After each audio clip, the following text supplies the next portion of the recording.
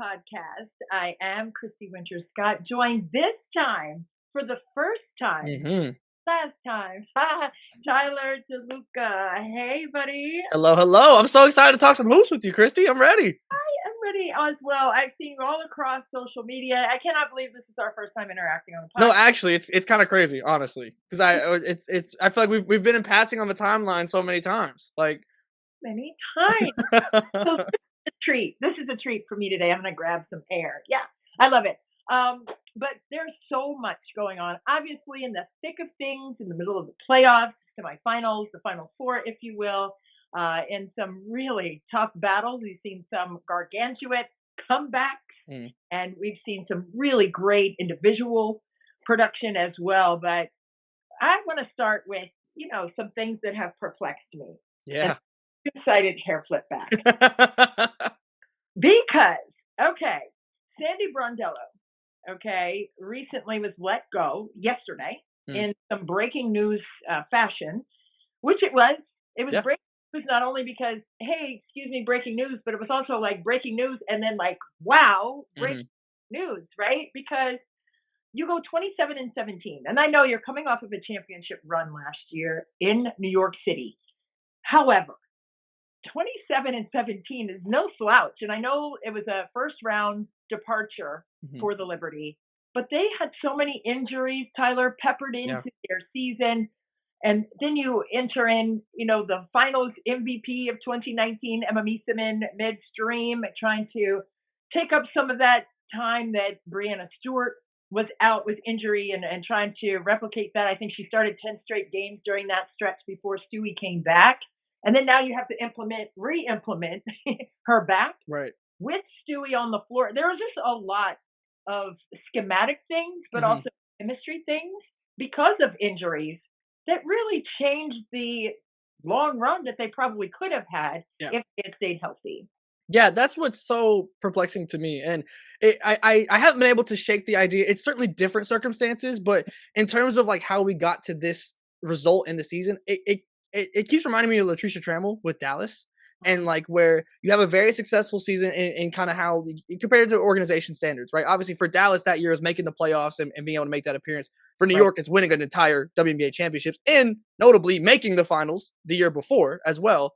But then you have a year full of injuries. And obviously, especially for this Liberty team and honing in specifically on this situation, Right. you you have I mean, I lost count of how many starting lineups they had over the course of this entire season. Between whether it be Sabrina being out, you mentioned Stewie, John Quell missed some time, Well, like all across. Not even to mention right. Benajia Hamilton being out for the entire season, which I Right. think has kind of gone under the rug here because obviously it's just we've had a long season that has happened since then, but certainly missing her presence, right? And so to me, I guess it becomes a situation also of if you are making this decision, Mhm. what are the consequences now? You decisions made, and I was right in the same boat as you. I was shocked. I it felt like this was kind of a weird year for New York, obviously with the injuries, but even like when people were healthy, like they just couldn't fully get rolling, and I think the injuries were a big part of that. But like the energy kind of felt off at times to me. But ultimately, who are you going to get right now that is won a WNBA championship as a head coach? Because you're still in win now mode. Like it sounds like the players seem to be committed to the franchise.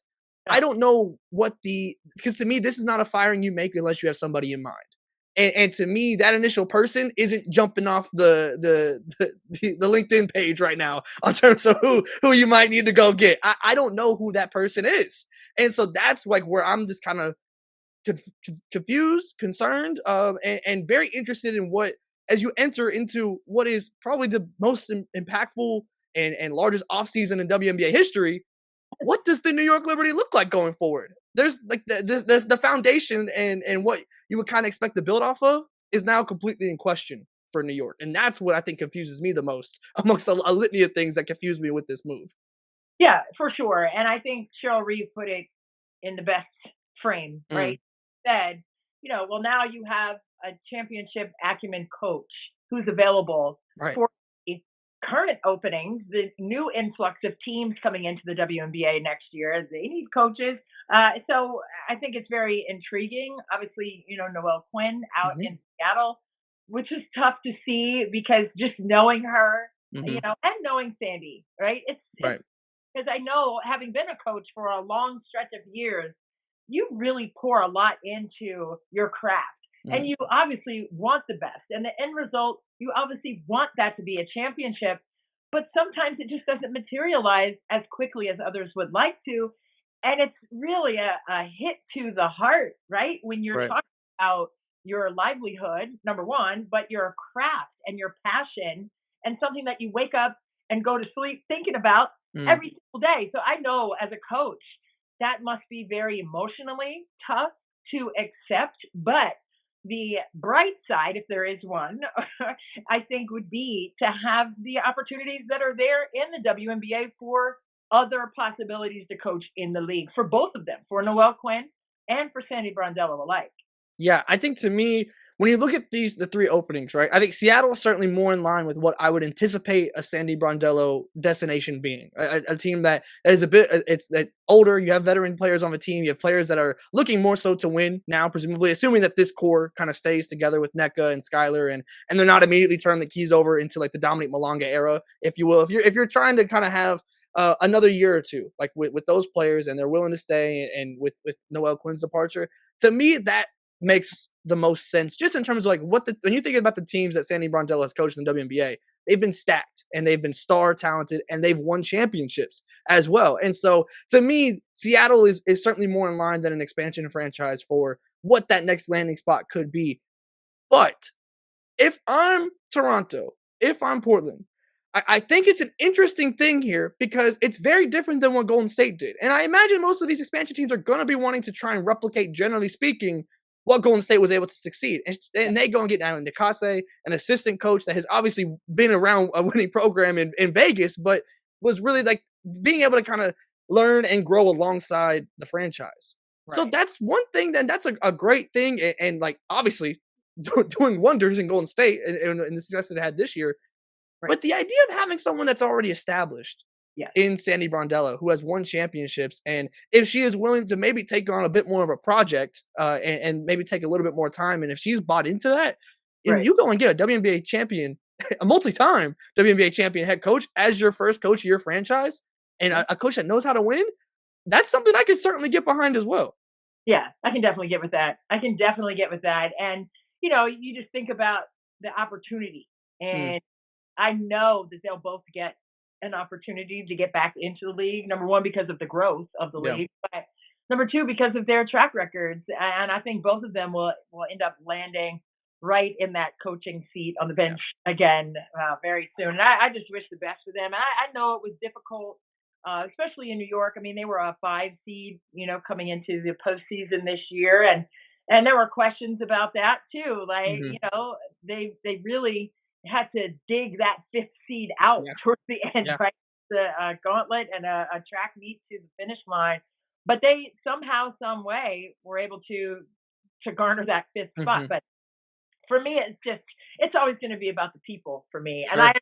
understand it's a business, and I Hmm. understand all the things, and I'm also, as you are, part of the media, and I think on the post game podium to ask that question, and I don't know who asked it or whatever like that, but I'm just sitting there as Sandy. Mm. Right? I'm Yeah, it's not, brutal. not sitting there as a media member in that moment because Mm. I have this empathetic, emotional side of me that Mhm, is a mhm. blessing and a curse. Okay, Sure so enough, yeah.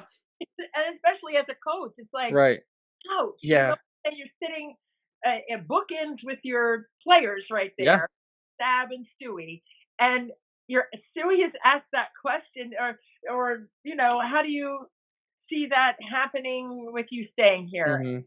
Not to say that you should leave, Right. but people are saying, Right. "Oh my God!" Like, I was just crushed for her in that Mhm. moment, and not to say that went into the firing Right. or the redirecting of the career. How about, Mhm. let's put it that way? Because firing is very crucial to me. Mm. Anyway, but just to put it in that way, in between the players in that moment, Yeah. your season's over, which is highly emotional. If you've ever been in a locker room as a player or a coach at the end of a season, I know for me, that's a heavily emotional moment. Sure. A lot of reasons because of what you have poured into the entire year. Yeah. And these are not, right? you're invested as a human being first.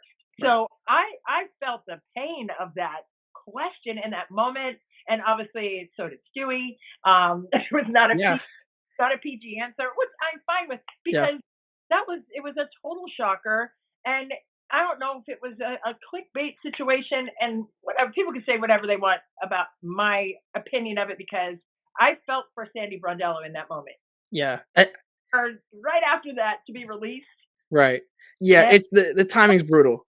that was heavy for me. So Yeah. I love And Sandy. I think it's interesting because it's to me it's to a larger thing in the W is that you're because the New York Liberty aren't doing exit interviews, so it kind of became a thing where it's like that's the only time like the question the timing is brutal, but with no exit interviews, there's no other true opportunity guaranteed to ask something like that. So to me, that's where it becomes like where because that's an exit interview question. That's not a post game question. It's an exit interview question, and so that's where it gets a little brutal there. Yeah. No, for sure. And I don't know who the young lady was, and this is not an indictment on her, whatever whatsoever. However, you sometimes as a media member, you have to put yourself in the shoes of all three of the people up there on that table. And regardless of how many clicks you want or how what the shock value you want in a moment like that, there's got to be some dignity in the moment, and some compassion in the moment of their season being completed. And I don't know.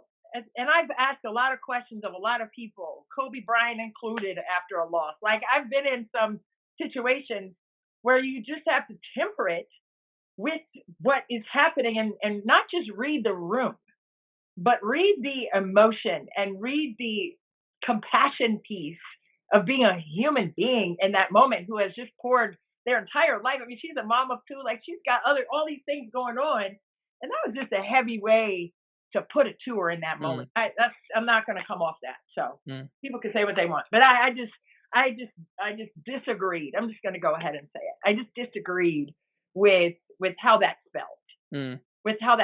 And I know with Stewie's reaction, I wonder how many other people had that same reaction. Like who Yeah. else did that? Did you on that moment Yeah, again, it was certainly one that where it's like by myself? I'm not expecting that question to come again, but again, that's where I feel like that's where the importance of exit interviews are, where you allow players that little bit of again, obviously it's not a ton of time normally between the exit interviews, but at least that little bit of time to process the emotions of your season and like those season ending, whether it be from like a March Madness perspective or whatever, those are the toughest press conferences to be in every single time. They're tough. Like it sucks being in those. Just like just put it plainly, it sucks. And but that's again to me like where you're seeing there's a couple teams now or like certain players from different teams that like aren't doing the exit interviews and to me that's the detriment of that where like you now have these moments that pop up and again like could it have maybe been worded better or like sure but in terms of the timing of it there was no guarantee that there would be another time and that's where like the idea of like the exit interviews again like it could seem kind of like that's just the place for the story of the season to gain closure Right. and it doesn't all have to happen in the heat of the moment where those emotions are so high, right then and Yeah. I mean, absolutely. Okay. You're walking me back a little bit, but not there. point. But I understand what you're saying. So if there are what in essence, this is what I understand your point to be. Mm, If there are no exit meetings per se, mhm. this is the only opportunity for the The media only guarantee, right. Mhm, finality of questions that mhm. they could have. Like if there's going to be a coaching change, Sure. you get that question in at that point. Right. Yeah, and that's to me, that's just where the importance of exit interviews comes in, where you can get again a more tempered environment, just in terms again like those end of season press conferences are the worst, and like trying to make sure that you are wording it correctly, and like I mean I've been in several from a March Madness perspective, especially, and like trying to make sure you are finding the words because I mean again it's your entire season as is kind of like oh, the entire it's not just one game that you lost, it's the season being over. It's a completely Yeah. different weight that comes with that. And so finding the wording and trying to be respectful while also again you have to do your job as media as well and finding that balance and walking that line is a very tough thing to do but that's where I'm at with it where I'm like again do I love that it happened at the in that moment I don't but ultimately there was no guarantee that there would be another moment to have that question answered so I understand the why behind it I think it's more so unfortunate thing that the exit interviews don't happen, where you can't get that closure in a way that can be a bit more general and again a more tempered and easier environment per se to try and go get those type of questions answered. Yeah, no doubt. I mean, maybe like everyone's on socials, so maybe do a poll on socials. Like, what Mm, do you, I would rather see that than to at that time and place ask that question mm, that way. fair. That's all I'm saying. Yeah. And not don't do your job. No, do your Right. job, but understand how that feels for the coaches and the players. Sure. Yeah, for sure. Yeah. So okay. All right. I'm with that. But I mean, I was, and I'll just tell you this really quickly because we'll be fast. We're good on time. Look, so this was years ago. I'm just gonna just say this with when I was interviewing Kobe after a game, lost the game, Mm, but coming into that game, he had shot a copious amount of shots a couple games previous, and then he took some heat, like, oh my god, like you're shooting the ball too much, mm, oh my god. And then the next game, he kind of didn't shoot it right for like 3 quarters or something, and he just passed up a lot of shots he would normally obviously take. He mhm. didn't take them. So then I asked because everyone wanted to ask. Everyone wanted to ask. I was like, I'm gonna ask it, and not for shock value, but because I was curious and I wanted to know. Yeah. And I could have asked it in a stank way, but Mhm. I just said, I said almost in the same frame. Some people, not me, right? So I Right. took just like the young lady did in the presser. Some people are saying that you shot too much and that you didn't shoot enough in Mhm. the next game after that. How do you get that happy medium? And you know what Kobe said? He said, I'll be real comfortable in June. Mm. That's a bar. That's a bar. Quiet. And I was like, well, all right. You know what Fair I'm enough. saying? But I asked the question, but it was tactically based. It Yeah. wasn't like some people said you're selfish and you shoot that thing too. I could have come at him like that, but I Mhm. did not. I said some people have said, shot too much, they didn't shoot Sure. enough. Can you find a middle ground, Mm. right? To be a comfort, for everybody. Like that. And he said, well, I'll be real comfortable in June. I was like, well, hello. Fair I was, enough. That's a bar. That'll do. That'll play. That'll play. I was like, well, all right. But there's a way in which to do it, but still do your job as a media member. Mm. That's all I'm saying. And do it with the understanding of what the other person is feeling. Yeah. Anyway, Sure. let's just put a cap on that because I could go on and on about it. I've been on both sides. Been on the coaching side, the playing side, but Yeah. I've also been on the media side. So there has to be some understanding and a give and a middle ground. So Sure. back around to that Kobe interview. Anyway, the middle ground. Be real comfortable with that. Anyway, Mm. all right. So let's get into the thick of it because these games, Tyler, have been Mhm. insane. Oh my God, they get Yes. busy out there, and I'm here for all of it. Right? Even on Yeah. Fee's birthday, Fee was out there face to face with AT a couple I times. love it. Popcorn, like, I oh, love it. I loved it. I love it. A little healthy negativity. Never hurt anybody. It never hurt anybody. I loved it. a Yeah. little fire and ice. I love it. And I think, that comeback, let's just go with that game first.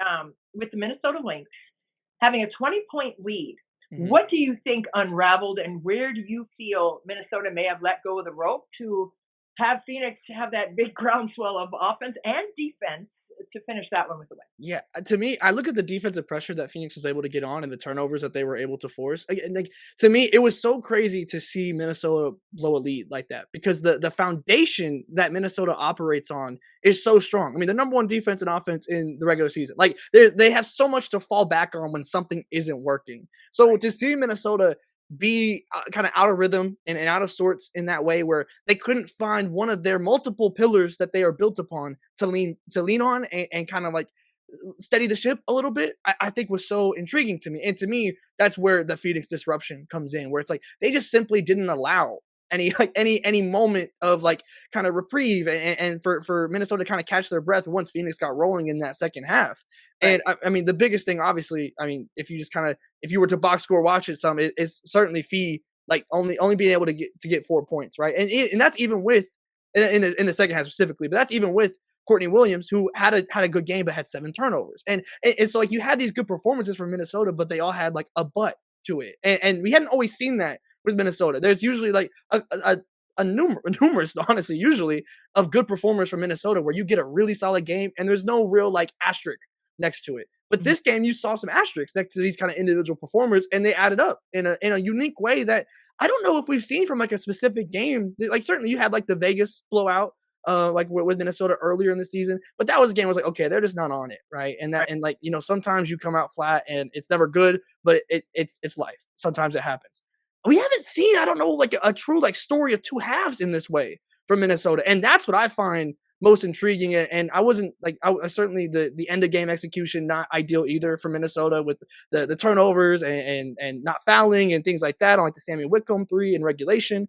So there's a lot of things to nitpick on like if you really hone in.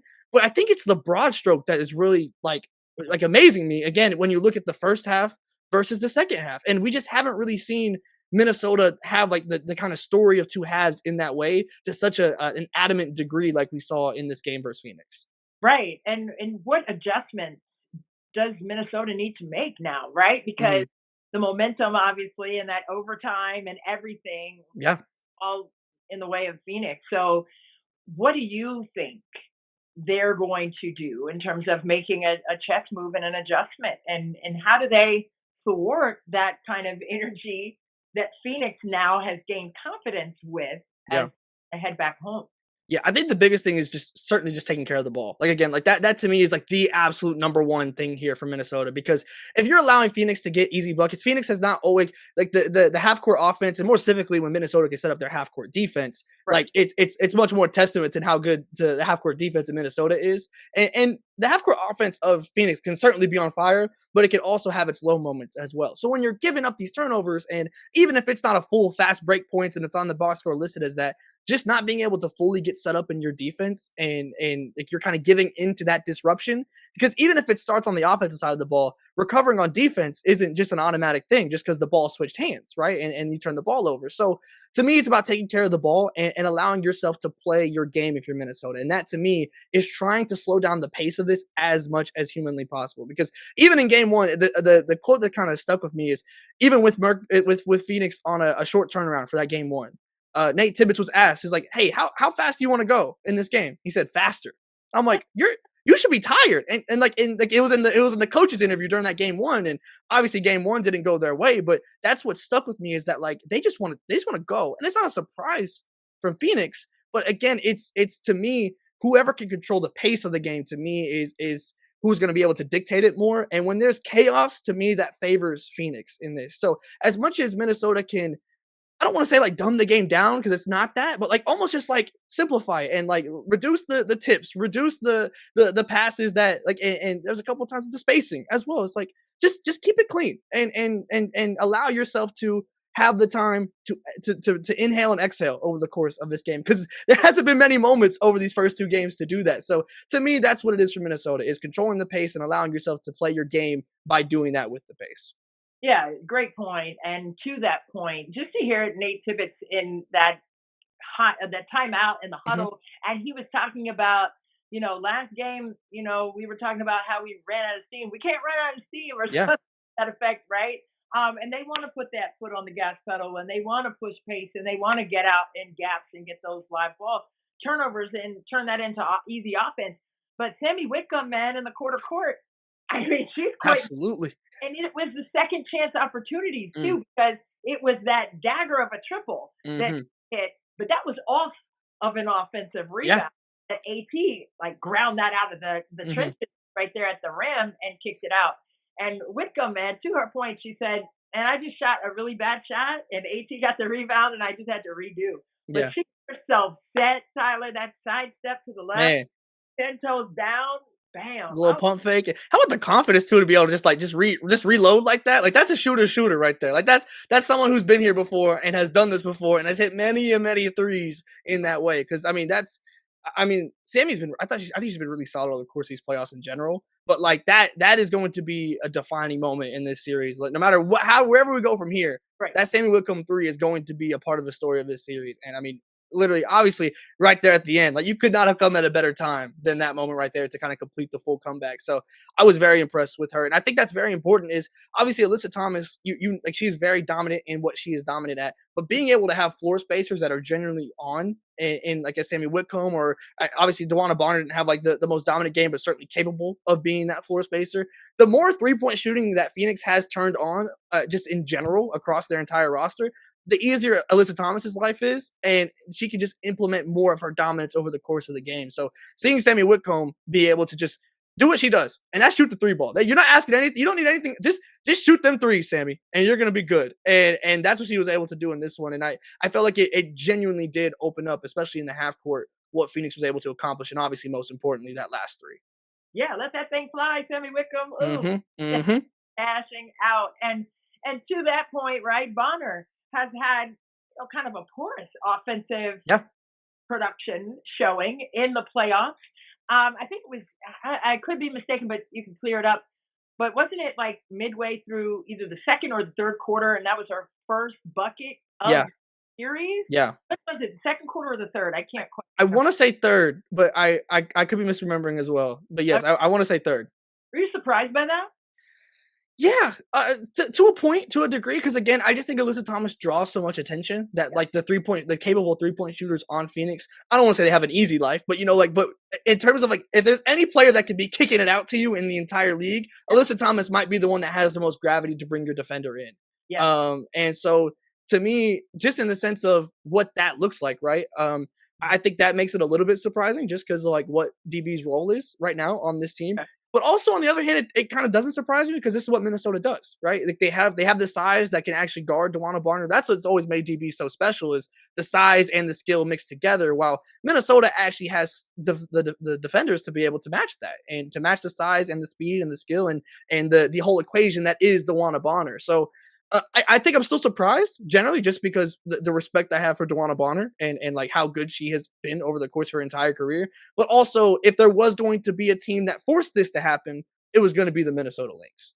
Okay, and that's a great point. And when you're talking about DB and her ability to produce, Mm, especially from long range, and to have defenders now who can sniff those actions out where she mhm. likes to get those touches, is it that simple just to say they're taking those touches away? And when she does get a catch, they're right there to disrupt her rhythm and Mm. in that shot pocket, and right there if she wants to put it on the floor. Like, what do you think? Is it a mix of all those things, or is it one specific thing or the other?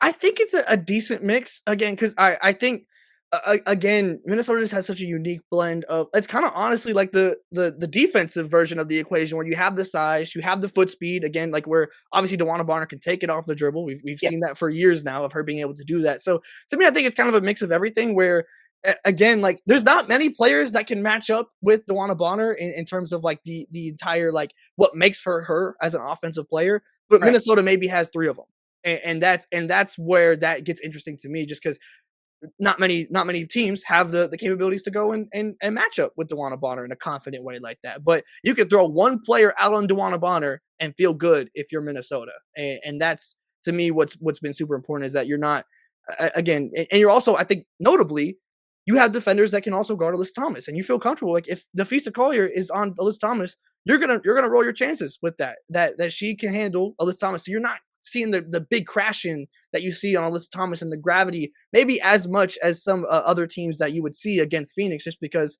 the Minnesota defense, both as a team and individually, are so talented. So I just Yeah. think there's a little bit less like the windows on offense are just a little bit smaller. And obviously Phoenix has been able to find success through those windows still, but I can understand why there's been, a player like DeWanna Bonner maybe hasn't, because of just how small those windows are compared to just about any other team that you would match up with in the W. Yeah, for sure. And if you are Nate Tibbetts, right, is it as simple as saying, okay, let's bottle what we did in that second half comeback and overtime, and then let's just start the game like we finished it? Is it that simple strategically to come in like that? Because Yeah. Minnesota takes care of the ball a little bit better, as you were Yeah.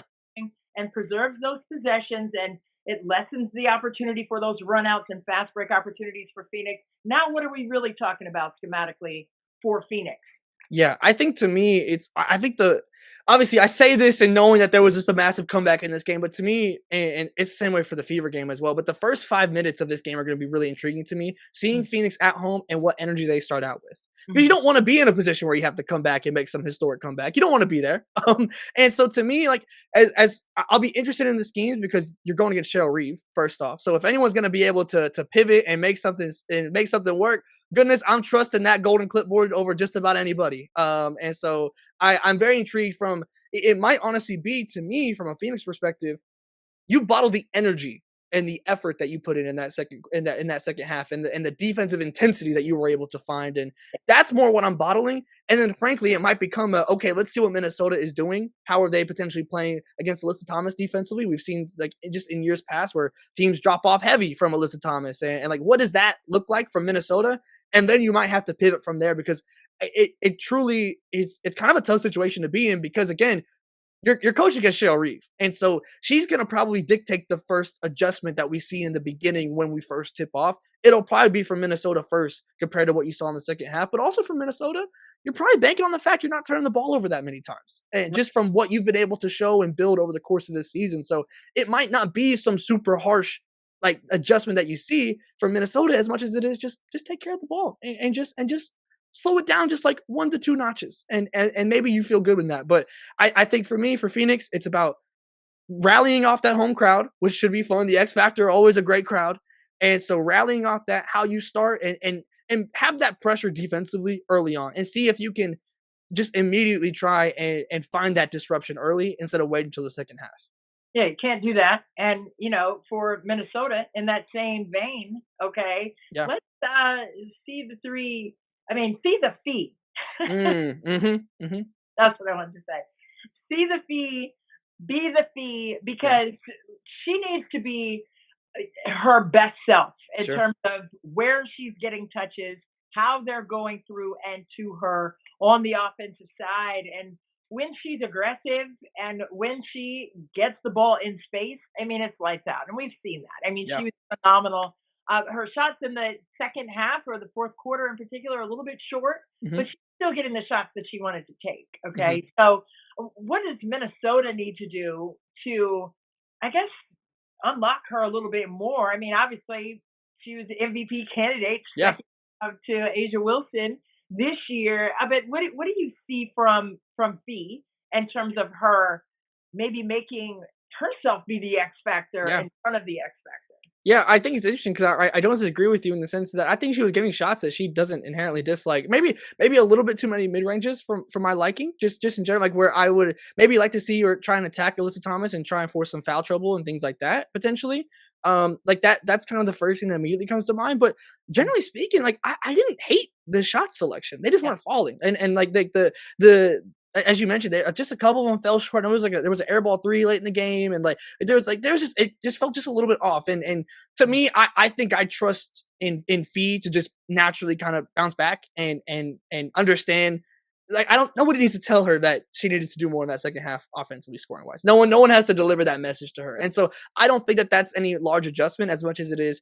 Sure, maybe you want to see her in getting to the rim just a little bit more. But in general, I wasn't mad at the shot selection. You just gotta hit them.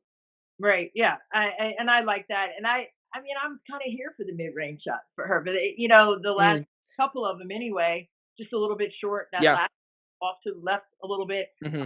But I like the touches she was getting. And, yes, AT is very sturdy on both sides of the Sure. court defensively. It's kind of like a couple times when that was the primary match for Hmm. Fee defensively, when AT was guarding her, it was like she put it on the deck, put it on the deck, and there's no give.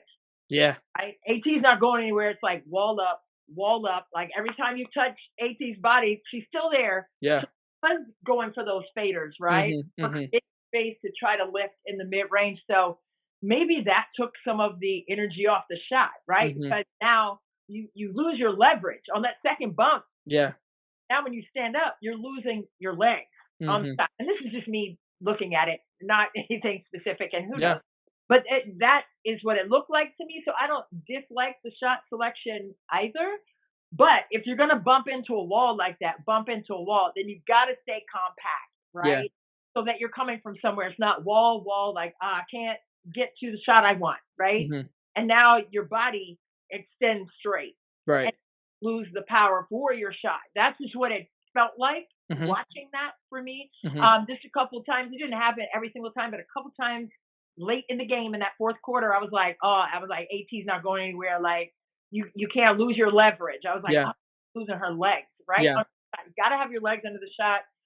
shooters no, shooters shoot, and she's going to get it right in the next game. But I just felt like it was just that's what it felt like and looked like for me. But let's flip it and go on the other side and go with AT Mhm. getting into the body of Fee. Goodness, yeah. Body bump on her birthday, a birthday Mhm. bump. Mhm. but Mhm. but AT is just so rugged, man, and she's so strong and got right into the body of Fee.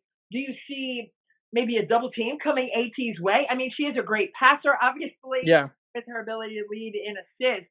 But with that being said, like, how do you guard AT when she is primarily defended by Fee, Yeah. and then now she's gonna just body bump and get to where she wants to go with her strength and physicality. Yeah, I think it's a tough thing to decipher because on paper, yes, Fee can absolutely like defend AT as AT can defend Fee. Like they are both like that caliber of defender in their own right. And so to me, it almost becomes a thing of how much does Cheryl Reeve think that dealing with that defensively impacted Fee offensively.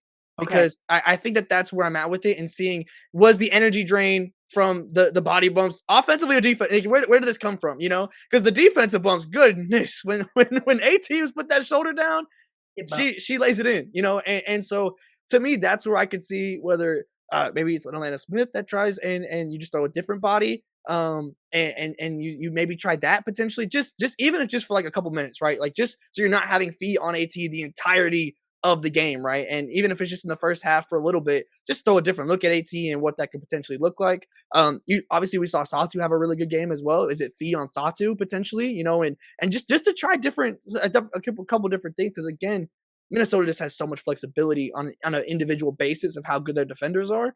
So I would be open to hearing something on that, and it just to me I think it depends internally for Minnesota. How much do you deem the loss of legs offensively for Fee in the second half to what was happening defensively? Because I think that's a completely there's a very easy correlation to make there to me in terms of like how much energy you are exerting and guarding Alyssa Thomas, and so that's I'm open to hearing that, and whether that's a double team or it's just a different player that finds some minutes on AT, I'm very interested in what that looks like because again, it wouldn't be hard to correlate the offensive loss to what was having to be given on the defensive side of the ball. Solid point, and I agree with that too. And there's nothing more than a strong offensive producer. Mm, They want to have comfortability. They want to be able to have reads, right? So mhm.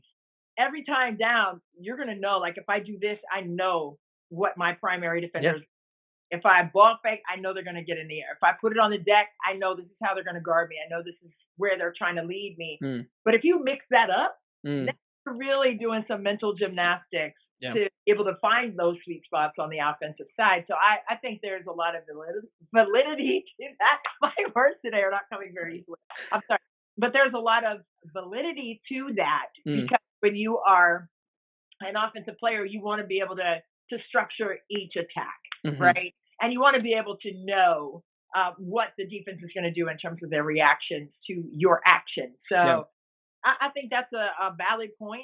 I don't know if I would double team. I'm just thinking like, what would I do against? Yeah, the passing is such I mean, it's such a threat, like, and especially with how spaced out Phoenix normally is as Yeah, well, like, I think it depends on who's on the court. If you have, like, a Natasha Mack next to Alyssa Thomas, it might be easier to try and throw that double team, but if you right. just got 4 capable shooters on the outside, the idea of trying to crash down and give into that Alyssa Thomas gravity is a major threat, just on the basis of how good of a passer AT is. Yeah, and that's the danger of it. That's why I don't think I would do that. I like Mhm, the fact of possibly having different looks or possibility of different defenders guarding her, mhm. make her really think and be challenged in that way. And if AT's listening, she's probably like, "That's all right. I don't want all the smoke. Bring everybody my way." I'm sure AT will have no hesitation no matter who is guarding her. I have 0 doubt in that. I'm not mad at it. I want all the smoke too. I want to see the C AT matchup though. Yeah. Even though I do want to see a variety of looks on her defensively, I am Mhm. here for the challenge of that. Yeah. Uh, each other, Yeah. like Like, strategically, I want like, I can see Minnesota switching it up, but please don't. Like, this yeah, has been so much fun already. Like, I'm okay. Like, just let them battle it out and, like, the winner wins, but the matchup and, like, the little moment they had and, like, man, it's been I mean, this is what you want. Like, this is superstars playing in the playoffs. Like, this is postseason basketball, like, through and through in professional basketball. It's two genuine superstars of the league going head to head. Like it's living up, like, and they've both bought into the matchup is what's so fun, because you can see times where like the superstars, like, yeah, it's a team game, and it certainly is. But these two, it seems like they have like genuinely bought into one on, like we are guarding each other. You have to guard me. Like we are going to do this, and I love it. I love to see that like superstar buy-in on top of the grand scheme of the entire series and the teams that play. Yeah, no doubt. I mean, if he's a defensive player of the year, I mean, she has that under her belt. I mean, Hmm. AT definitely could be vying for obviously MVP and defensive player of the year too, with Hmm. how she's been able to play on both sides. So, I mean, I love that matchup. Just to circle that every game in this series. Like, Yeah, I don't know how many more games they're going to play it, but listen, we know it's going to go at least 4. So there's that part. But I love the fact that they're challenging one another, right? And I love the strategy of that. Very yeah, strategic, but so be it. If you know, you yeah, know. Okay. yeah. All right, let's flip the page. Let's talk about this Indiana Fever team. And I know you've been on pods since the playoffs have begun. I, as have I. But wow, man, I mean, the mash unit sitting there on the bench, Mm, everyone injured, crutches, leg wraps, all the things. man. But the experience, I saw Sid Colson in the ear of Kelsey Mitchell Hmm. in the game last night. And even though it was not what Indiana wanted in terms of the scoreboard and how they were lacking in their offensive traction, but you have to love the leadership that's coming from the group of injured players for Indiana and how valid they have been for one another, even Hmm. if they can't go on the court and play. Yeah. They're part of how they are thinking the game, and I think that has been most impressive to me. Yeah, no, I love it. I mean, from Sid Colson, who obviously knows this Vegas franchise very, very well, and what they got going on to a degree over there. It's obviously a little bit new staff and everything now, but Becky Hammon's still at the helm, so like some degree of understanding. So not many better players that you could have on your side in terms of trying to maybe sneak in a little piece of info here and there.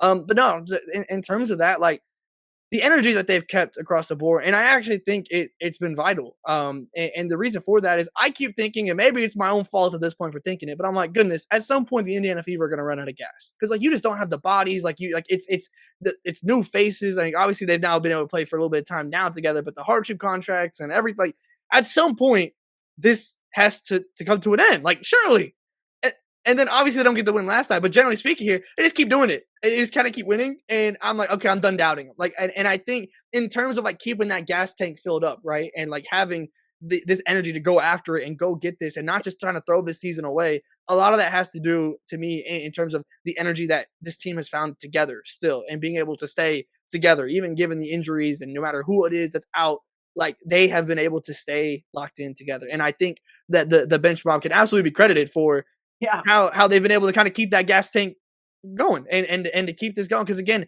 I thought it was going to be in the Atlanta series. So I'm like, okay, well, this is salute to you all, 6th seed, heck yeah, like what an accomplishment given everything. Congrats. And then they go and beat Atlanta, and I'm like, oh, Like, okay, so we're still going. And then I'm like, okay, well, they're going to Vegas. Well, like, shout out to y'all. Great season. And then they beat Vegas game 1. I'm like, oh, okay, sure. Why not? And then obviously now we sit here 1-1. You're going back to Gamebridge.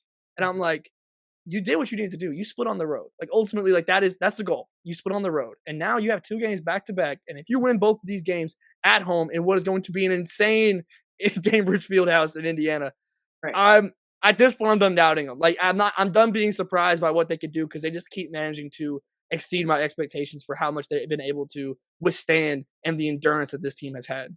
Yeah, no question about it. I mean, no one is a better example of that than Kelsey Mitchell, right? Mm, She has been simply phenomenal yes. in terms Yeah. of her ability to score the ball and do other things. But I mean, they have really gotten on her back, and she has Mhm. willingly and openly just said, "Come on, let's go and let's Mhm. do this." What have you seen from Kelsey Mitchell in this series specifically, and what does she need to do when they go back home to Indy? Yeah, obviously game 2 wasn't the most like successful for the Fever as a whole and also for Kelsey Mitchell, but when I think back to game 1, obviously the scoring was there, 34 points, right? You go and get that, you're taking that any time. But as crazy as it might sound, what impressed me so much from that game wasn't even the scoring. She had so much control over the game in terms of what, like, she was scoring at all three levels, but it felt like she was picking the right level every time. And the passing and everything. Like, even if she didn't rack up a ton of assists, it felt like she was making the right decision every time. And Kelsey has obviously, I mean, the whole career arc of Kelsey Mitchell is so incredible. Like, from where she's really grown alongside this organization and to now playing winning basketball and leading winning basketball. And that's always kind of been like the question for this kind of archetype of like the shooting guards that can go get you a lot of buckets, but like, can they win? Can they win you games truly? And Kelsey Mitchell's absolutely proving, yes, she can. Like, she is one of those players that can go, and especially in a big dominant league, she is a guard that can go win you games. And Right. to me, that's been the most incredible thing, especially from that game one. Again, the scoring was phenomenal. Obviously, you're taking 34 points any night. Yeah, I promise you, you're taking that any night. But the control was so impressive to me, and to me that and the way that they were able to just step on it from the very beginning of that game and kind of rocked Vegas. I felt like in game one. That's what, as I kind of mentioned in the Phoenix and talking about that, in game three, I'm looking at the first 5 minutes and I'm looking at the way Kelsey Mitchell can control this pace. Because obviously, Yeah. probably the fastest player in the entire league. No But doubt. like but the dangerous thing is when she slows down. Yeah. Because the change of pace is ridiculous. And the decision making when it's on is top notch because you have to worry about so many different things in the way that Kelsey Mitchell can threaten you on the offensive side of the ball. So game one is the blueprint to me. You got off started quick. You were able to get both of your bigs engaged pretty quickly, notably with Aaliyah Boston and Tasha Howard in that one that you weren't able to do as successfully in game two. Mhm. But Kelsey Mitchell, it's the control, it's the decision making, and ultimately the scoring that comes after that. That's been so impressive to me over these playoffs. Yeah, I mean, Kelsey Mitchell is most definitely the quickest player in the Yeah, WNBA. that first step. And everyone has said that too, Yeah. and just kind of double down. Everyone's like, yes, yes, yes. But for me, speed is not simply a physical skill, right? Mm, We're talking about her decision making, and her ability to score on all three levels is quite phenomenal. mhm, Her tenacity and her quickness and awareness, to me, that is her speed, right? mm, Yes, her foot speed is phenomenal and off the charts, and yeah, she's doing a tremendous job getting busy in that way. But when you're looking at her ability to think quickly, yeah, right, to be able to attack those sweet spots, that to me has been quite phenomenal and mhm, scintillating at the same time because mhm, I'm mhm, like, how did she get that, right? But it's because she's aware of where the defense is and she has them on a puppet string, yeah, right? Like, if I do this, I know what they're going to do. I know what the reaction to my action is, and I know it quickly. And you're right, her D cell is just as lethal brutal. or It's explosive crazy. step. So good luck checking her. I'm glad it's not me. So Mhm, mhm. I felt that, yeah. Yeah, yeah, y'all have fun with that. yeah, you got it. You got it. But Aaliyah Boston, let's talk about the interior players and Yeah, how. But what was it that they were able to do well in that game one mhm, to get them unlocked and get them in a flow and a rhythm? I know Steph White said in game two that the whistles were blowing every 10 seconds and it was yeah, hard to find some rhythm there and it was very disjointed in that way. But there has to be something else too. And I see that as a point for a mhm, coach. Obviously, you want to get into a flow and you just can't right. that and whatever. But in game one, what was it that they weren't able to do well to get in that rhythm and flow? Yeah, I think early on they kind of hunted the Melissa Smith matchup. It's a pretty simple thing. It's not even necessarily as much. It doesn't even have to be necessarily a bad thing about Melissa Smith as much as I don't want to go to the player who has Asia Wilson also. I don't want Asia Wilson guarding the ball. Yeah, And so between Natasha Howard and Aaliyah Boston, even in game one, Aaliyah Boston didn't put a bunch of points on the board, but she did great defensively on Asia, just kind of being an annoyance as she described it. But she's the connector piece of all of this. Like, if Kelsey Mitchell might have like the ball in her hands a lot, it might be kind of the stat sheet stuffer in that way. But Aaliyah Boston to me is the connector between everything that happens, whether it's the handoffs with the screens or whatever it might be, just operating in the middle of the floor. That's to me like what kind of gets the fever rolling as a whole is when her playmaking is at its best. But to me, early on from a scoring perspective, like getting Natasha Howard involved, which I think is a very important aspect here for Indiana, just because the depth is what it is, given the hardship contracts and everything. Her being the only starter in game two to not be in double figures stood out to me because you were able to get her rolling efficiently and quickly in game number one when she was matching up with Melissa Smith a lot of the time. and was just able to perform well in that matchup. And I thought Melissa Smith was really solid in game two, and both on both sides of the ball was much better. And so I don't know if that is something that they can kind of tap back into, or if that's something that Vegas was able to adjust out of for in game two. I don't know exactly where that chess match lies right now, but that's kind of what I'm watching early on. Is it's obviously you have the marquee between your Gamecocks down low between Asia Wilson and Aaliyah Boston, but it's the role player fours, if you will, that I'm actually really interested in terms of the production and where they can find it between both these teams, between Melissa Smith and Natasha Howard. Yeah, no doubt. I mean, my guys on the NBA side, they always say the others, right? Yeah, Like we know who the stars are. We know who the four-time MVP and Asia Wilson is. Like we know sure. who, but everyone else has to come in and star in their role as well. And I think that's what both teams are looking for, Yeah. obviously. But when you're looking at Las Vegas, what are you anticipating from them? What did you like in terms of how they were operating on both sides of the ball to be disruptive like that, Yeah. to disjointed as it was that game two? Yeah, I expected a bounce back, generally speaking. I thought Asia Wilson, while Aaliyah Boston did play good defense in game number one, like I thought she was really solid. Ultimately, Asia Wilson was missing some shots that Asia Wilson just doesn't normally miss. And so I wasn't surprised to see 25 here from Asia. Like that, I mean, one, it's become a lot, most of the time, the norm, right? Like the game one was much more the outlier than what this was. But I think to me, and it's kind of a similar point that I was just making, the big difference here for Vegas is you get 10 points from Jewel Lloyd and you get 10 points from Dana Evans. And both of them, Dana Evans especially, the speed, she's their best option in terms of just keeping up with Kelsey Mitchell. So if Right. she's being productive offensively as well, and especially when you look at the Fever bench where you don't have any player above 4 points, that's that when you're getting the dual contributions on both sides of the ball from one of your bench players like that, to me that can be massive. And then you add in Chelsea Gray was dealing the assists like only Chelsea Gray can.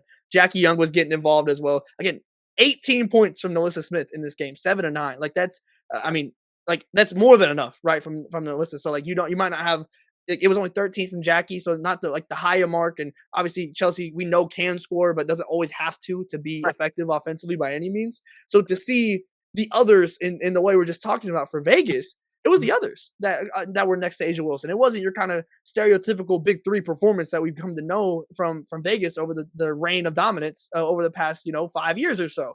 Right. So to me, looking at that and knowing that Indiana just frankly doesn't have the amount of options potentially that just neither of these teams are very deep that in like the ways that they can pivot. So if one team has those others rolling, to me, like you're almost always going to see that team win the game in this series. Yeah, no doubt. I mean, Chelsea Gray was Chelsea Gray. I mean, the Hmm. point guard was doing her thing in terms of what you were saying about having those great compliments, especially off the bench for the Aces. But when you have a player like Chelsea Gray, like you said, she doesn't need to score a copious Mm, amount of shots or points to be able to have success for the team. yeah. So her ability to set the table, and I like to say the straw that stirs the drink for that team, Mm, and it's either a quick stir or it's a slow one, but sure. it's and I think for Chelsea Gray to do what she has been able to do, right, Hmm. over the course of her career, number one, but this year in particular, along that big win streak of 17 games that they had, headed into a solid momentum into the postseason and a 2 seed and all the things. I just think Chelsea Gray, I mean, for as excellent as she is, I don't think we talk about her enough. Mm, Me personally, I mm, don't think that her name is really said enough yeah. because she is so vitally important to the success of the team. And I just know, I mean, Asia Wilson is not to take away anything. It's not like take it away from somebody and give it to Chelsea. Yeah. I'm saying include her in the conversation Sure. of greatness. I just think that we miss her, right? Mm, And the consistency of excellence is what I say. Sometimes you get kind of just dragged by that, like, well, we know what she's going to do, so go ahead on. You can't do that, right? hmm. You got to give the flowers where the flowers are due. And Chelsea Gray is this magnificent movie producer when Yeah. it comes to her ability to produce offense for the team. And if that's her, then so be it. But if it's for the team, like you have to look at her effectiveness and efficiency and her assist to turnover ratio to Yeah. be able to table as she's been able to do. So, what does she need to continue to do as the series moves forward to Indiana? But also, what are you anticipating defensively from Indiana to kind of take that away? Yeah, I think as much as you can, for from an Indiana perspective, you want to just it's just ball pressure, right? Just as much as you can, like just it's not like Chelsea Gray needs much of a window to get a pass in, right? by any means.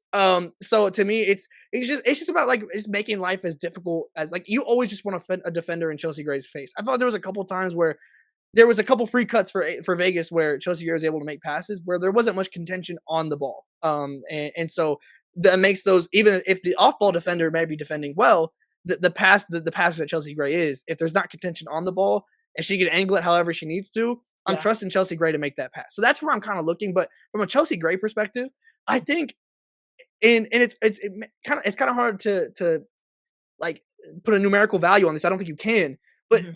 Chelsea Gray got swagger. And the Aces are at their best when they are playing with their socks. Like when she is hooping and she is hitting the crazy passes, the no looks and everything. Like sometimes it could be like a turnover and you're like, oh Chelsea, we can just make the regular pass there, I promise. But when it's like last night and it's just rolling, that's the type of thing that I think can combat the home court advantage. Because obviously Vegas has been here, done that before. I'm not worried about it in that type of scenario. But Mhm. I feel like there is bound to be a moment where Indiana goes on a run in this game off the back of their crowd. Role players normally play better at home. That's kind of the stereotype of playoff basketball, right? And so that's what I'm looking for is like, okay, when that moment happens, who is going to be the player that stops it and says for Vegas, we're not letting this happen. We can do this too in terms of going on a run. And Asia Wilson is certainly the one that is the. I mean, it's Asia Wilson. Like we don't need to like it's the MVP for a reason, right? But in terms of like psychologically for Vegas, I feel like it's normally Chelsea Gray that is the one that is like, nah, we could do this to it. She's normally the first one that's stunting on somebody, and that's what I'm looking for in this game. In an odd way, is like how does Chelsea Gray come into this crowd, and how does she let the crowd have it back? Because normally Vegas can respond really well to that. And if those passes start flying around, and she just when she gets her swagger going, there's nobody like it in the league. And so, in a weird way, as much as the highlights of the passes are important and the assists are important, Yeah. almost the celebration's just as important in a very odd way with Chelsea Gray, just because it completely sets the tone for Vegas as a team. No, absolutely. And the one time she got the and one, it was her and one, and she put the jacket on. I was like, Every time every time, yeah. Chelsea, like that's what it's all about, though, too, right? And that's what I'm saying. Like her ability to do both, right? Hmm. Set the table for her teammates, or if not, she's going to set the table for herself. As me, as an empty nester, that's what I'm doing. I set the Hmm. table for myself. Yeah. So that's how we're doing it. Anything that you're working on that you're going to be doing in the next couple of days before the next batch of games on Sunday in the WNBA playoffs? Sleeping. That's taking a breath. That's what I will be. That's what I will be doing. It's been a playoff grind, but I mean, it's been an absolute blast. But no, shutting my eyes will be priority number one until we're back on Friday. I feel you. I feel you. No, that's exactly right. Oh, it's Friday. It's Friday. Yeah. But yeah, absolutely. I don't sleep a lot, which is why I said something. Anyway, but I know that these games are going to be great. I know the fans have been fantastic as always. But this discussion with you, Tyler, I will have to say this has been A1 and pun intended on Well, that. thank you. Likewise, likewise. A1, A1. But thanks to our producer, BMAC, for running this great production right here on the Her Hoop Stats Podcast Network. I'm Christy Winter Scott for Tyler DeLuca, and we will see you guys next time.